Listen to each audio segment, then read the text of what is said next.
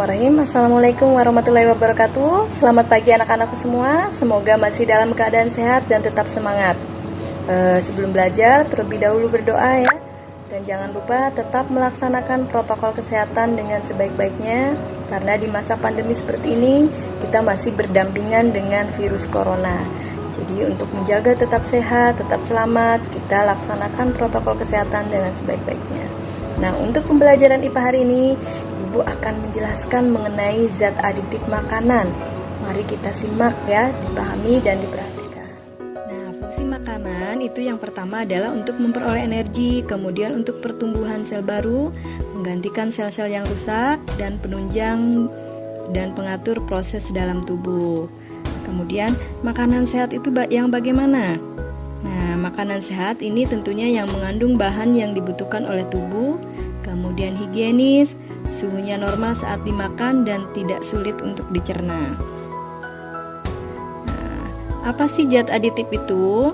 Jadi zat aditif adalah zat yang ditambahkan dan dicampur pada waktu pengolahan makanan, baik itu disengaja ataupun tidak disengaja. Fungsinya adalah yang pertama untuk memperbaiki tampilan, meningkatkan cita rasa, memperkaya kandungan gizi dan mengawetkan supaya tidak cepat busuk ya. Pengelompokan zat aditif ini berdasarkan asalnya. Ada zat aditif alami, ini yang berasal dari sumber alami. Kemudian ada zat aditif sintetis, ini yang berasal dari bahan-bahan kimia atau biasanya buatan pabrik ya. Nah, pengelompokan zat aditif berdasarkan fungsinya ini ada kelompok pewarna, pemanis, pengawet, dan penyedap rasa. Nah, zat pewarna ini tujuan pemberian warna pada makanan yang pertama supaya terlihat menarik, kemudian tentunya untuk menggugah selera makan ya. Nah, jenis pewarna ini ada pewarna alami, ada pewarna sintetis. Pewarna alami ini biasanya berasal dari tumbuh-tumbuhan ya. Misalnya kunyit menghasilkan warna kuning, kemudian daun suji menghasilkan warna hijau, buah coklat menghasilkan warna coklat. Nah, daun jati menghasilkan warna merah kecoklatan dan wortel biasanya menghasilkan warna jingga atau kuning merah oranye ya. Nah, apa kelebihan pewarna alami? Tentunya aman dikonsumsi, kemudian menghasilkan aroma yang enak dan khas selain warnanya ya. Kekurangannya, pilihan warnanya ini terbatas dan warnanya tidak tajam seperti pewarna sintetis dan kurang praktis ya. Nah, pewarna sintetis ini contohnya tartarjin, ini menghasilkan warna kuning, kemudian amaran warna merah, sunset yellow warna oranye, brilliant blue warna biru ya. Kelebihan pewarna sintetis ini pilihan warnanya banyak, praktis. Nah, kekurangannya tidak menghasilkan aroma. Kemudian ada pewarna yang tidak cocok untuk makanan dan beresiko menimbulkan penyakit.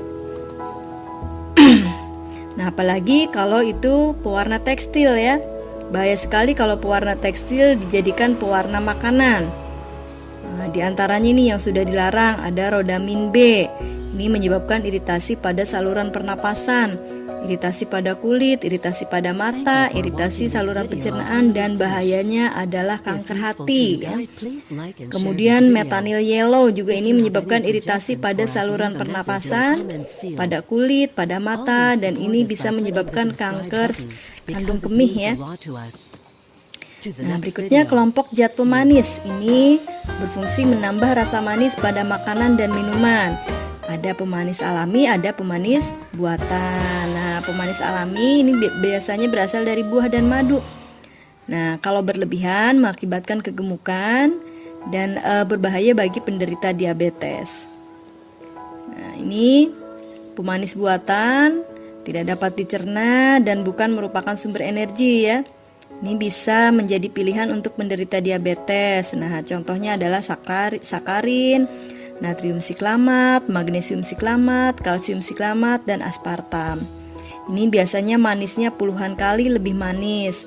Nah, pemakaian berlebihan ini dapat merangsang tumor kandung kemih ya, khususnya kemudian dia bersifat karsinogenik atau penyebab kanker.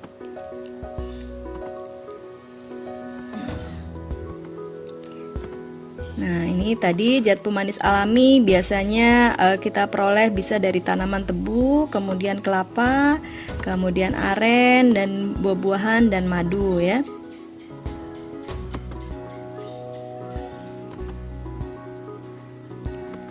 Nah, pemanis sintetis ini tadi dari sakarin, siklamat, aspartam, sorbitol dan neotam.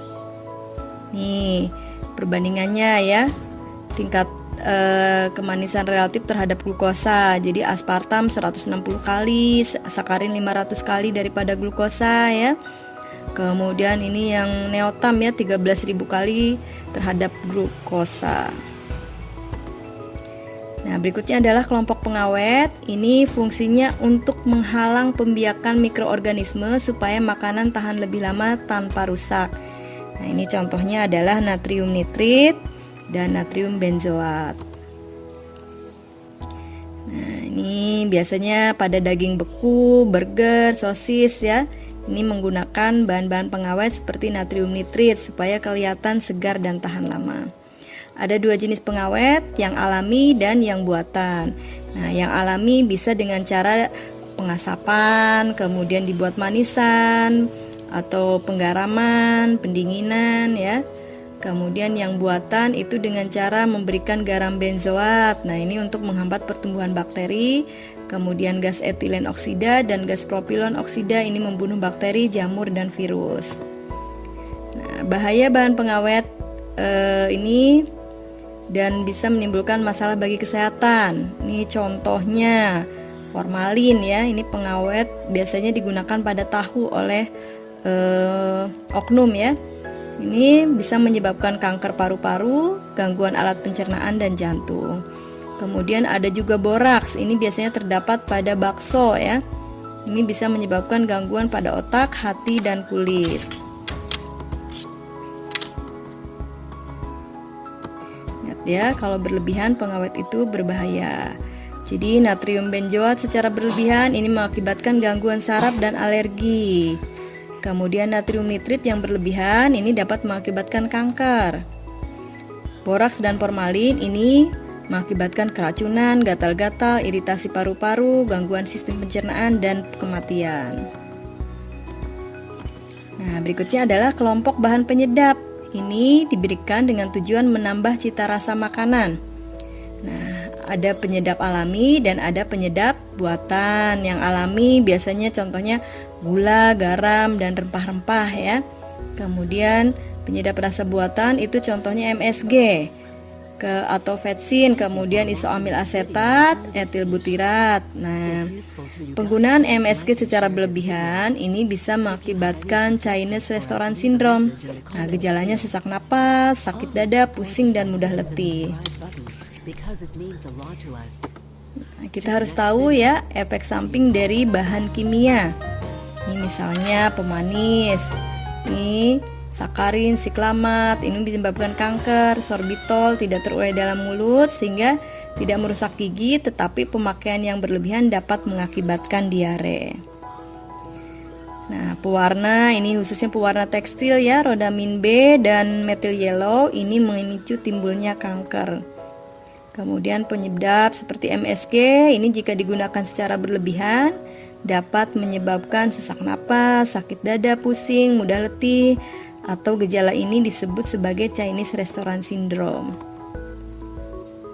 Nah, bagaimana supaya kita menggunakan bahan kimia pada makanan secara aman?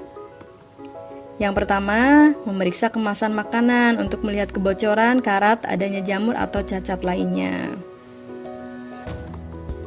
Kemudian, berikutnya kita harus memeriksa nomor registrasi dari Badan POM. Adanya nomor registrasi dari Badan POM ini menunjukkan bahwa makanan tersebut telah lolos uji dan aman untuk dikonsumsi. Nah, berikutnya kita juga harus memeriksa tanggal kadaluarsa yang tertera pada kemasan makanan. Tanggal ini menunjukkan bahwa makanan masih aman dikonsumsi sebelum tanggal tersebut.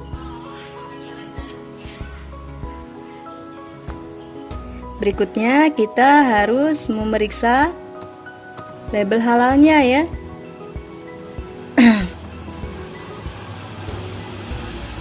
dan memeriksa kandungan bahan kimia.